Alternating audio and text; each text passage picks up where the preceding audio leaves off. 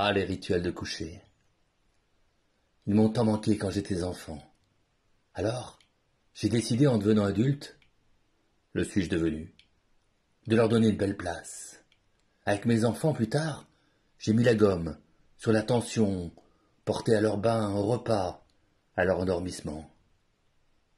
Quand ils étaient plus jeunes dans la même chambre, j'adorais partager avec eux différents rituels pour traverser la nuit le cœur et l'esprit en paix. Je jouais à cacher dans l'une de mes mains un morceau de fenouil frais.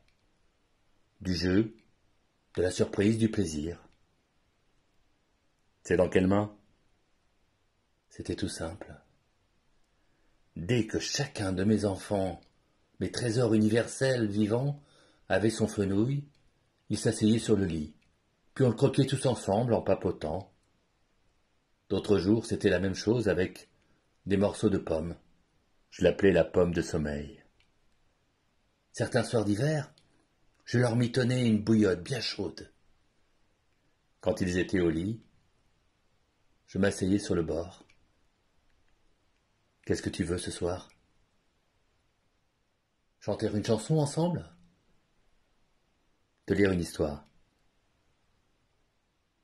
Te raconter une belle histoire de mon enfance ou un beau voyage qui m'a rendu heureux? Ou si tu préfères, on parle de ce que tu veux. Parfois aussi, ils se mettaient sur le ventre. Ils relevaient leur pyjama. Allez papa, gratte-moi le dos. J'ai gardé au chaud en moi ces moments d'amour à la carte. Avec eux, le cœur et l'esprit ouverts.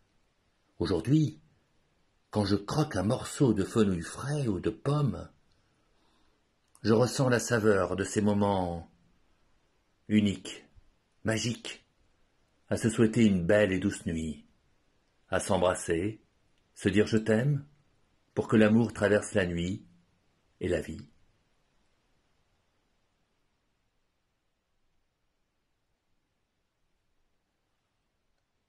Aldo Franco.